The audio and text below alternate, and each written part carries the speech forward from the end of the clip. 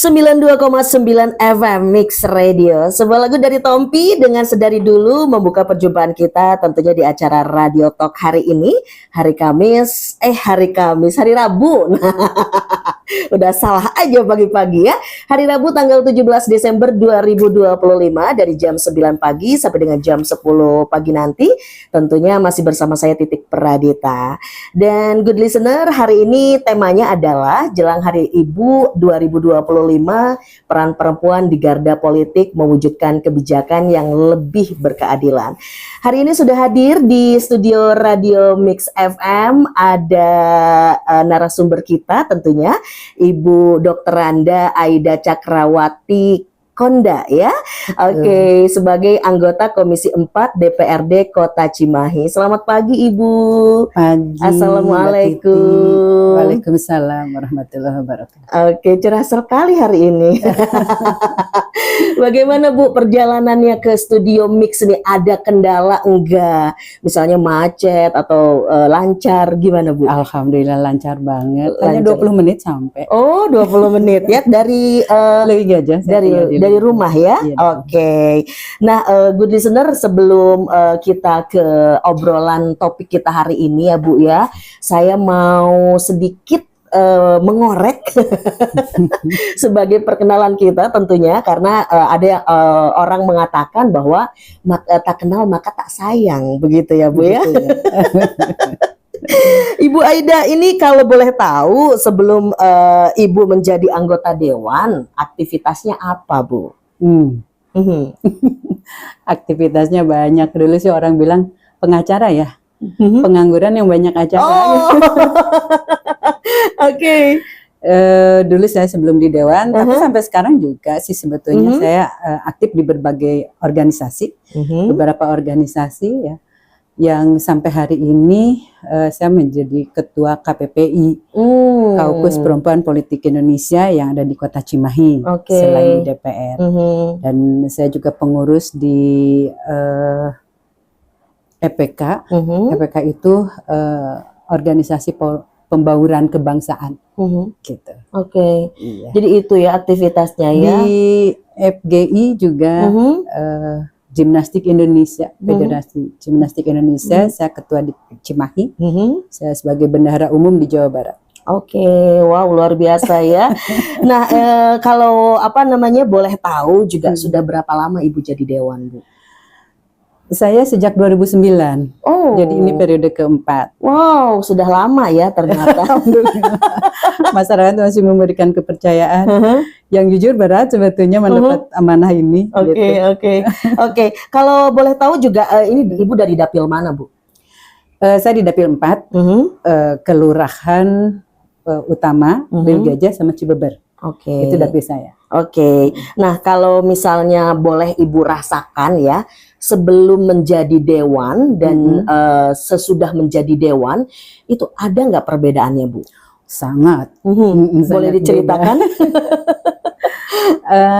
Pertama ya, yang sangat saya syukuri karena ketika saya menjadi dewan, saya bisa berbuat banyak buat masyarakat. Ya. Yang dulu mungkin hanya sekedar ngobrol, curhat, dan saya menggali permasalahan, dengan kemudian saya berupaya menyalurkannya melalui dinas, gitu ya. Yang ya jujur agak terbentur-bentur ya. Gitu. Ketika saya sudah jadi dewan, gitu, mendapat aspirasi dari masyarakat itu atau menemukan permasalahan-permasalahan di masyarakat itu dengan mudah.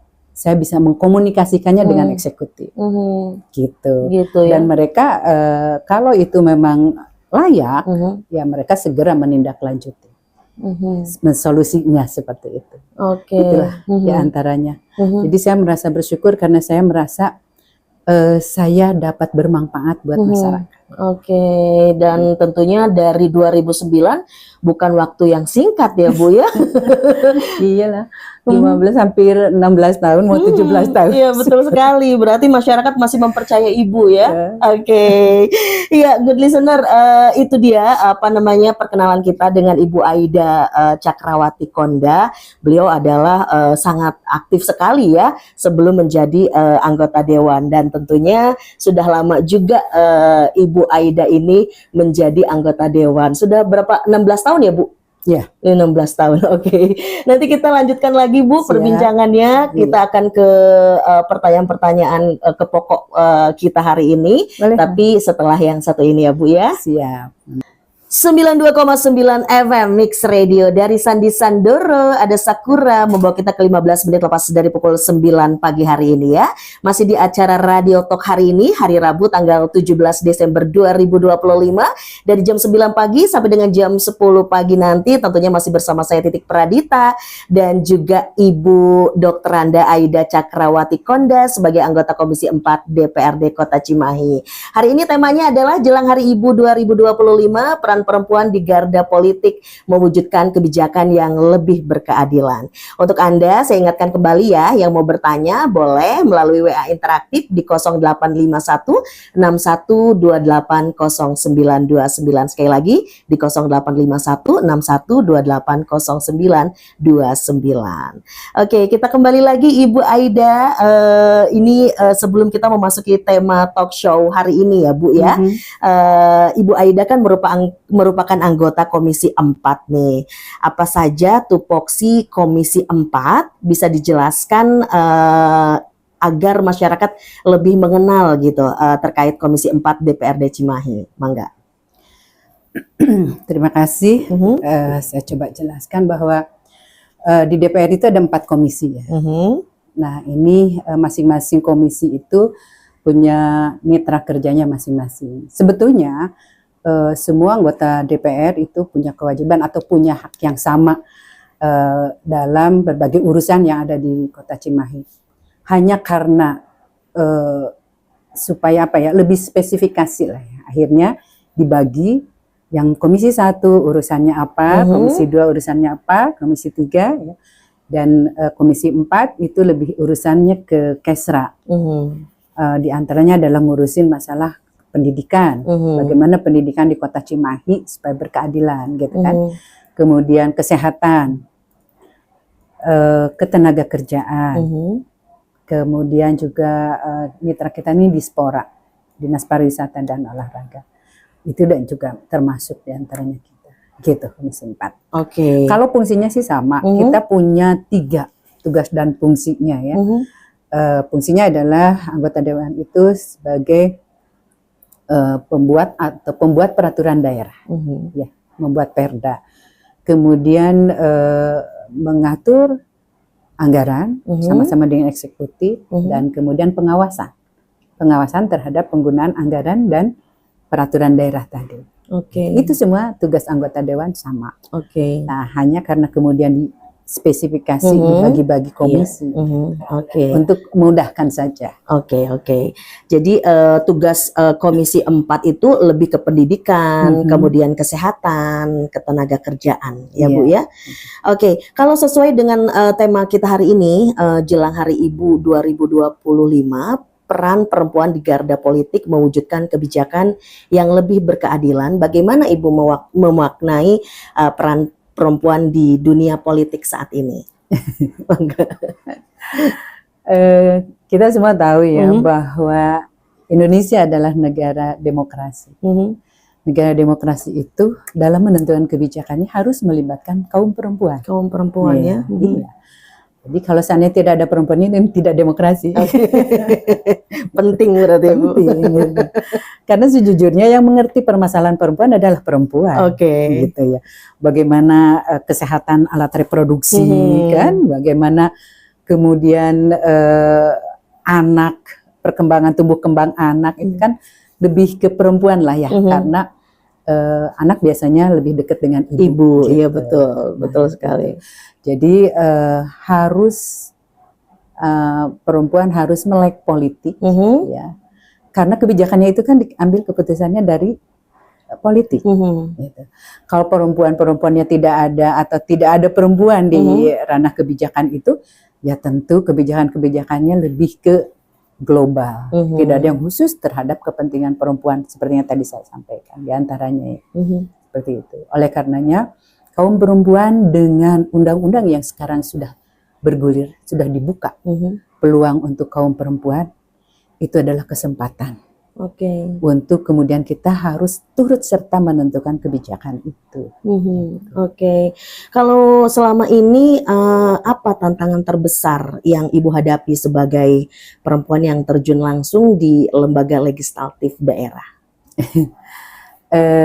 Ini secara umum dulu ya. Iya, boleh, Karena silakan. biasanya kalau perempuan yang aktif di ranah publik itu mendapat peluang lebih mudah lah untuk meraih dukungan suara dari masyarakat untuk kemudian menjadi anggota DPR. Seperti itu. Nah, kemudian kita untuk bisa aktif di ranah publik itu kan karena apa ya? Ada budaya patriarki yang terus melekat ya. Betul. Di Indonesia khususnya gitu kan. Yang mengatakan bahwa perempuan itu ranahnya dapur, sumur, dan kasur. Betul. Padahal tidak begitu. Betul. Agama juga tidak begitu gitu kan, memperlakukan kaum perempuan. Nah, hanya karena mungkin sudah menjadi sebuah naluri istri, naluri ibu, bahwa urusan domestik itu seakan-akan menjadi tanggung jawab perempuan. Ya, ini yang menjadi kalau disebut hambatan ya. Jadi perempuan itu kalau kita mau aktif di ranah publik, keluar, ya tentu kita tidak boleh dong mengabaikan dulu urusan di rumah. Abang sama suaminya diizinkan, rumah berantakan, belum ada sarapan buat anak, kita sudah berangkat kan. Tidak seperti itu sebagai naluri. Gitu. Jadi itu tantangannya adalah double garden buat perempuan. Gitu. Jadi tugasnya dua kan gitu ya. Urusan rumah harus selesai dulu, gitu. Baru kita bisa ke ranah publik, baru kita berkecimpung di luar. Kalau seandainya kita memang menjadi pengurus organisasi atau menjadi pelayan masyarakat lah, misalnya kayak di PKK, di organisasi apapun gitu ya. Tentu kan kita akan membawa pengaruh buat masyarakat. Bagaimana kita bisa mempengaruhi masyarakat untuk baik apabila kita di dalam rumah tangganya tidak baik, gitu kan? Nah, jadi harus sendiri dulu, harus internal dulu. Gitu. Itu secara umum. Kalau secara politis, intinya sama. Intinya sama. Hanya kalau di politik mungkin kepentingannya lebih kental. Kepentingannya lebih kental sehingga ya kita harus piawai dalam berkomunikasi tentunya, gitu. Karena ya segala sesuatunya kalau di politik kan lebih ke ngelobi. Betul sekali ya. Di samping memang kita juga harus punya potensi diri gitu. Contoh lah misalkan kita dalam sebuah organisasi atau di politik ya. Kita sebagai perempuan jangan hanya sekedar ikut. Jangan hanya sekedar menjadi pengurus, tapi diupayakan untuk menjadi pengurus yang turut serta menentukan kebijakan partai itu sendiri. Gitu. Salah satu contohnya mungkin sekretaris, syukur jadi ketuanya ya. Paling nggak sekretaris atau wakil ketua gitu kan. Biasanya partai itu kalau mau menentukan kebijakan atau apa ada rapat pleno. Rapat pleno itu diantaranya ya anggotanya para pengurus harian seperti itu. Nah disitulah kita bisa mewarnai, kita bisa menentukan kebijakan itu gitu. Kalau dirasa itu sudah selaras, ya sudah kita kan tinggal sepakat. Tapi kalau wah nggak ada ini kepeduliannya buat perempuan gitu ya, nah kita bisa memberikan masukan. Iya, kalau menurut Ibu seberapa penting keterwakilan perempuan di DPRD dalam menghasilkan kebijakan yang berkeadilan? Mangga Bu. Ya itu sangat-sangat penting. Sangat penting ya. Iya. Karena kan undang-undang juga mensyaratkan minimal 30% calon. Dan sesungguhnya harusnya jangan 30% calon itu. Karena yang jadi itu tidak akan jadi 30%. Sementara yang dapat menentukan atau mewarnai kebijakan itu minimal 30% perempuan. Katakanlah misalnya di DPR Cimahi ya ada 45. Ya minimalnya ada perempuan itu ada 14-15 orang. Baru tuh suaranya bisa mewarnai kebijakan itu. Tapi kalau hanya 5 orang, 10 orang, kita teriak-teriak juga kalah sama kaum laki-laki. Jadi penting. Kenapa harus minimal 30%? Ya itu karena 30% suara itu baru bisa mewarnai gitu. Oke. Kalau apa namanya yang sekarang ini sedang isu yang paling sering bersinggungan langsung dengan kepentingan perempuan dan juga keluarga itu apa, Bu, dari Komisi 4 ini? Secara umum ya, lebih ke masalah kesejahteraan perempuan ya. Dan banyak perempuan yang single parent ya. Mereka hidup sendiri dan rata-rata kalau mereka sebuah rumah keluarga bercerai, anak itu menjadi beban istri. Iya. Ya, selalu dibawa oleh perempuan. Laki-lakinya keluar atau mungkin ya berpisah, dia bisa dengan mudah nikah lagi, gitu ya. Punya anak lagi gitu, atau mungkin nikah dengan perempuan yang juga sudah punya anak.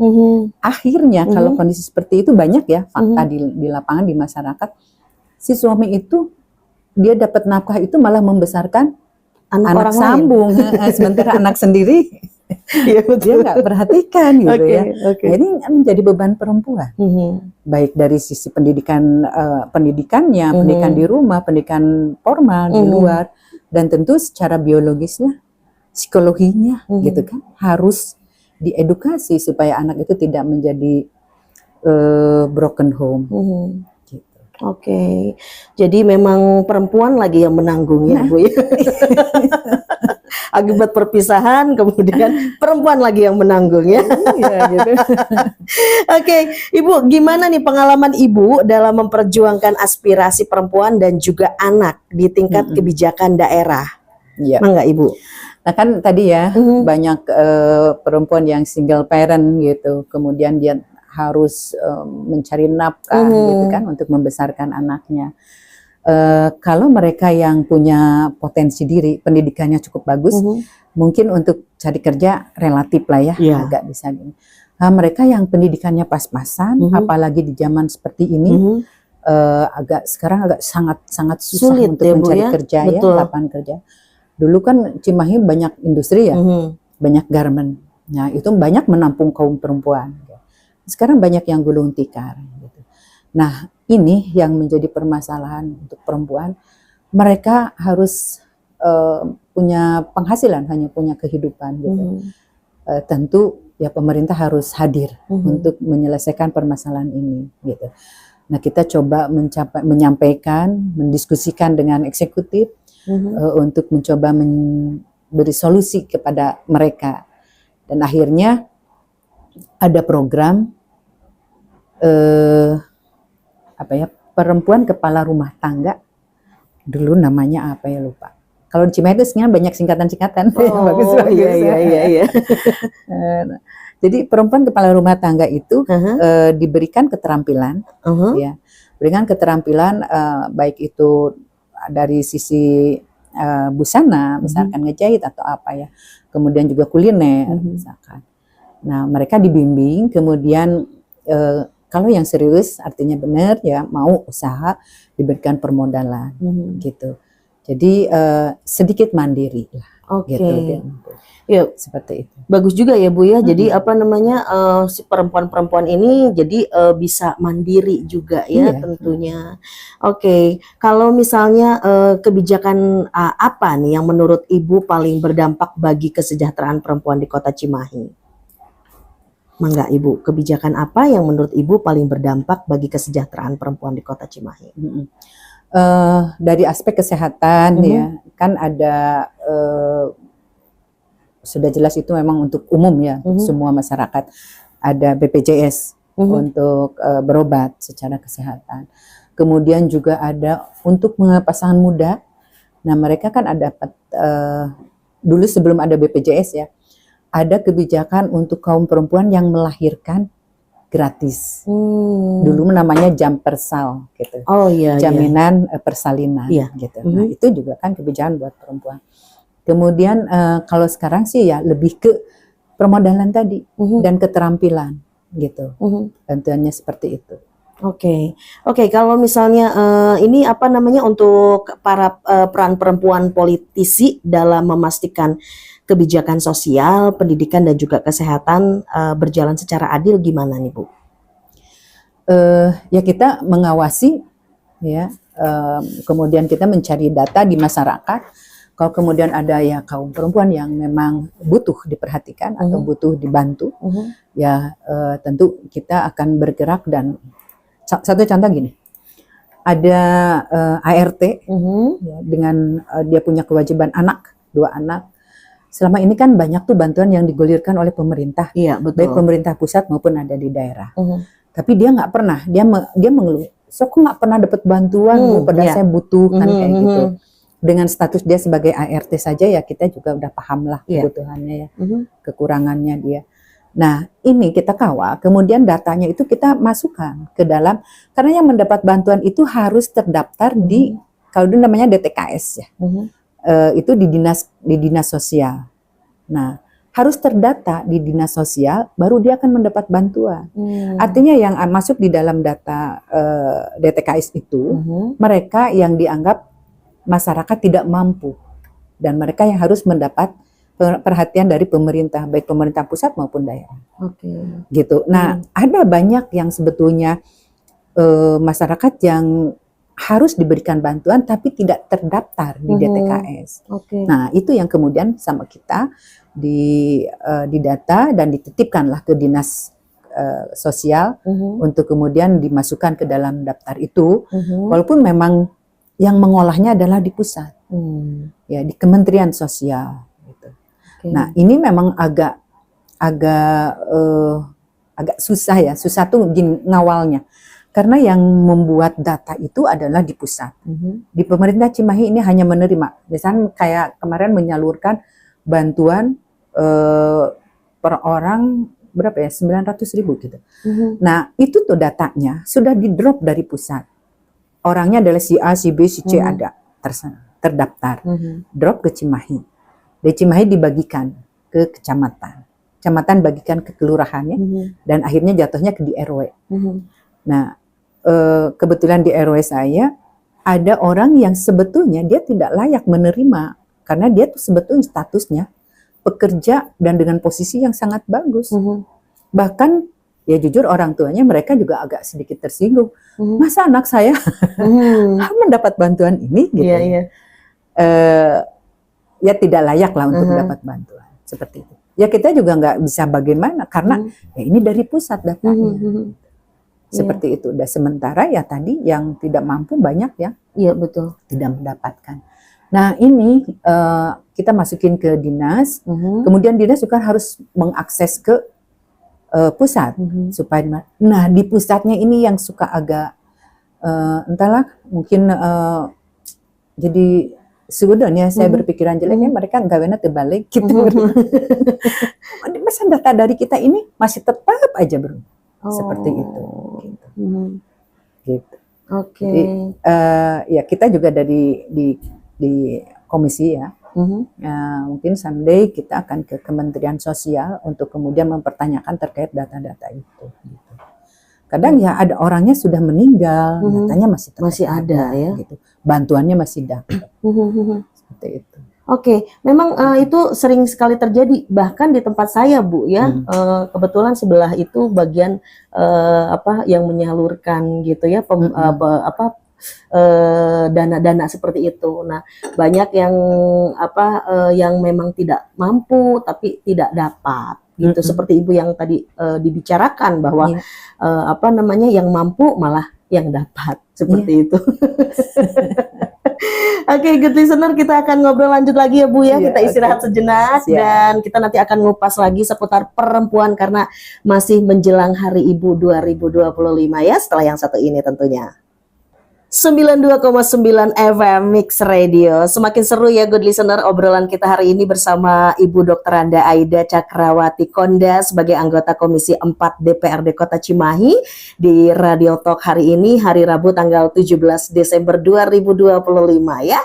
Masih bersama saya Titik Pradita dan tema hari ini kita jelang Hari Ibu tahun 2025, peran perempuan di garda politik mewujudkan kebijakan yang lebih berkeadilan. Nah, dari tadi ngomongin perempuan ya kan, nah, yang pastinya banyak sekali peran perempuan tuh luar biasa sekali ya. Oke, nah saya mau tanya nih Bu, bagaimana nih Ibu menyeimbangkan peran sebagai wakil rakyat dengan peran di dalam keluarga? Mangga, gimana nih Bu? Yang pertama, komunikasi Komunikasi dulu. Komunikasi dengan pasangan, komunikasi dengan anak-anak. Oke. Kalau kita mau terjun di ranah publik, ya. Kalau mereka sudah paham, artinya semua konsekuensinya kita tanggung bersama. Oke. Ya, satu contoh misalkan mau ikutan di partai politik, Mama mau ikut di partai politik nih, gitu kan. Ya kita harus bahas bagaimana konsekuensi, segala dikupas, gitu, diskusikan. Kemudian ada efeknya atau konsekuensinya adalah artinya akan sering keluar rumah. Udah jarang ketemu ya. Ada momen-momen yang kemudian kita ada rapat partai, ada apa ya gitu. Jadi pasti banyak meninggalkan rumah. Gitu. Kalau mereka sudah ketika kita tidak ada di rumah tidak komplain, gitu ya. Pertama itu. Kemudian walau bagaimana kita sebagai istri, sebagai ibu, naluri kita sebagai perempuan tetap pertama kalau secara agama kita pengen punya pahala dong, ya melayani, menyiapkan apapun untuk suami, untuk anak-anak gitu ya. Ya kita harus pandai mengatur waktu. Kalau misalnya jam 9 nih, saya mau ke studio ini nih. Hari ini contohnya ya. Tetap saya harus menyiapkan sarapan dong buat mereka ya. Jadi kita harus atur mundur waktu. Jam berapa saya harus bangun, selesai melaksanakan ibadah, saya harus kemudian apa dulu, dan saya harus cukup menyiapkan sarapan. Baru kemudian setengah jam atau 1 jam sebelum teng waktu kita acara, kita berangkat. Jadi sebetulnya hanya 2. Pertama komunikasi, yang kedua mampu mengatur waktu. Ya. Nah dengan komunikasi tadi di samping mereka memahami ketidakberadaan kita di rumah, untuk sesuatu urusan itu nanti kita bisa saling kerjasama, gitu. Tidak harus semuanya menjadi tanggung jawab ibu, tanggung jawab istri. Ada hal, contoh misalkan harus ngambil rapot bungsu ke sekolah gitu. Kalau komunikasi dengan baik dengan suami kan, ya mungkin nanti bisa diambilkan sama ayahnya gitu. Atau ya minta tolong omnya gitu, siapapun. Yang penting ada komunikasi baik gitu. Itu salah satu di antaranya. Semuanya jadi bisa berjalan dengan baik. Di dalam rumah tangga selesai, di luar juga kita bisa eksis. Apalagi sekarang ini kalau nggak salah ada program ambil rapot bersama ayah ya. Nah itu. Tugas istri ringan. Agak sedikit diringankan. Iya betul. Oke, ini ada WA yang sudah masuk Ibu di 0851612809. Ini dari Anggraeni di Cimahi. Ini katanya banyak perempuan punya kapasitas dan juga kepemimpinan, tapi sering sekali mundur karena beban ganda rumah tangga. Apa peran DPRD untuk membuka ruang politik yang lebih ramah bagi perempuan katanya? Mangga.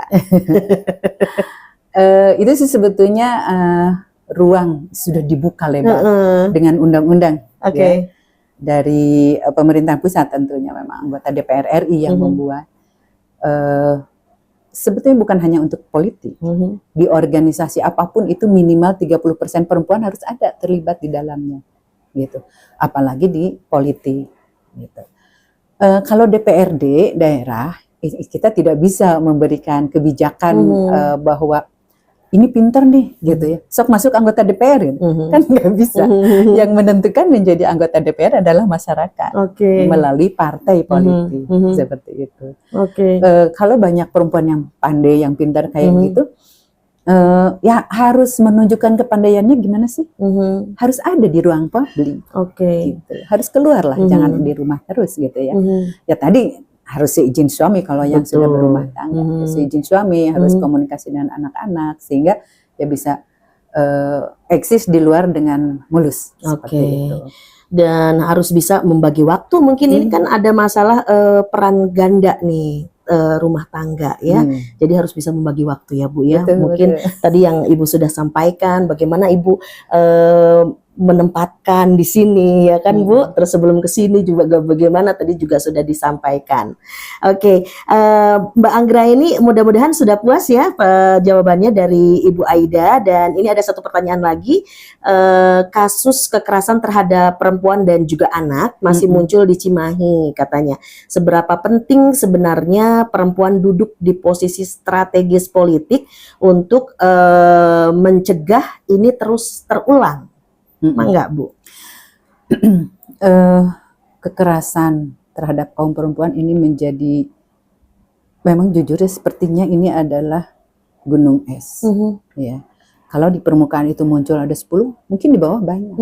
Ini penyebabnya diantaranya ketika mereka yang mendapatkan perlakuan itu tidak mau membuka, tidak mau melapor. Iya betul. Karena kadang-kadang dia berpikir, aduh ini urusan suami ya, jadi malu, aib seperti itu. Jadi mereka diam.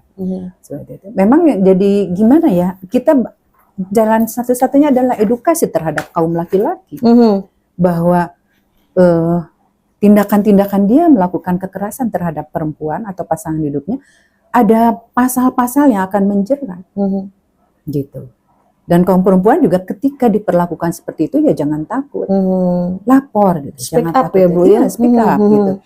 Kemudian katanya kan gini, ya nanti kalau saya laporkan suami saya di penjara dan siapa yang menghidupi saya dan anak-anak gitu. Memang itu sebuah dilema ya. Tapi ya jangan takutlah, rezeki Allah yang ngatur. Betul. Asal kitanya punya kemauan. Ya, mau. Dengan teknologi sekarang kan banyak tuh, kita jualan online aja diam di rumah, hanya tangan yang kerja, dapat penghasilan, kan seperti itu. Gitu. Kemudian ini terus terjadi, yaitu tadi bahwa apa ya, yang laki-lakinya yang kadang mungkin emosinya ya tak mampu mengendalikan diri, dan kemudian kaum perempuannya juga ketika menghadapi suami yang sedang emosi, kita harus mampu seperti apa bersikap, ya. Dan jangan kemudian kita sudah merasa punya income, punya penghasilan, nih banyak yang terjadi. Perempuannya kerja, laki-lakinya memang jobless. Ya. Kadang-kadang perempuan suka emosi dan dia merasa bahwa gua loh yang punya penghasilan, lu diem aja kan gitu. Itu sisi laki-laki memang tersinggung. Gitu. Kalau udah pasangan suami istri ya wayahna. Sehebat apapun kita di luar, di rumah kita tetap istri. Suami itu tetap harus dihargai. Ya. Komunikasi, gunakan bahasa yang baik. Betul. Seperti itu. Supaya tidak terjadi tadi. Dia tersinggung, kemudian emosi, dia mungkin hantam. Seperti itu. Peran kita nih perempuan untuk mencegah itu. Gitu. Memang kami, anggota DPR perempuan yang ada di Cimahi, tidak bisa langsung berbuat mencegah secara langsung. Yang kita bisa lakukan adalah kebijakan. Kebijakannya apa? Kita kan sudah ada tuh wadahnya, tempat kaum perempuan yang diperlakukan kekerasan itu, ada tempat mengadu, ada tempat perlindungan, ya, di Dinas Perlindungan Perempuan dan Anak, ya, DP3AP2KB di Cimahi. Di sana juga ada lembaga untuk khusus mendampingi perempuan-perempuan yang menjadi korban KDRT, baik dari aspek hukumnya, kemudian dari psikologinya, gitu. Itu akan didampingi. Dan apabila memang ini sangat berbahaya, ya, dia bisa ada rumah singgah, rumah aman. Dia bisa diamankan supaya tidak dikejar lah oleh si pelaku. Gitu. Nah, itu peranan siapa? Ya diantaranya peranan anggota DPR perempuan untuk ya menentukan anggarannya. Ya, Dinas DP3AP2KB itu tidak akan bisa melakukan itu apabila tidak ada anggaran. Nah, anggarannya tentu didorong, salah satu diantaranya adalah kaum perempuan yang ada di DPR. yang ada di badan anggaran. Oke. Gitu. Iya, jadi Mbak Anissa yang ada di Cihanjuang lebih baik speak up ya daripada kita sengsara ya Bu ya. Batin. Daripada sengsara dan juga tersiksa pastinya ya. Lebih baik ngobrol, diadukan, kemudian minta perlindungan ya Bu ya. Oke. Ini Bu, yang selanjutnya adalah bagaimana dukungan partai dan juga lingkungan politik terhadap kepemimpinan perempuan saat ini. Kalau menurut saya sih sekarang masyarakat juga sudah welcome terhadap perempuan yang menjadi pemimpin. Gitu. Banyak kita lihat Cimahi aja. Cimahi Sekda perempuan. Ada camat di Cimahi Selatan perempuan. Di Cimahi Selatan itu ada lurah perempuan 2. Gitu. Jadi sudah banyak perempuan yang punya posisi menjadi pemimpin. Belum lagi di dinas, kepala-kepala dinas banyak perempuan. Jadi sebetulnya tidak ada masalah, hanya tinggal kitanya, perempuannya, untuk mengisi tempat itu. Gitu. Ya, harus melayakkan diri untuk mendapatkan posisi-posisi puncak itu. Seperti itu. Kalau langkah konkret yang bisa dilakukan pemerintah daerah untuk meningkatkan partisipasi politik perempuan apa, Bu?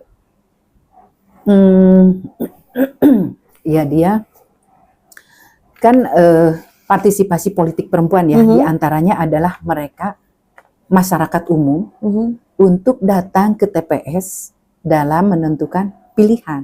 Ya. Nah tentu bangsa TPS, kemudian pelaksana tugas, ya KPPS-nya kayak gitu ya. Kemudian Panwasnya, KPU-nya, ya. Nah itu kan ada peran serta dari pemerintah untuk memfasilitasi mereka.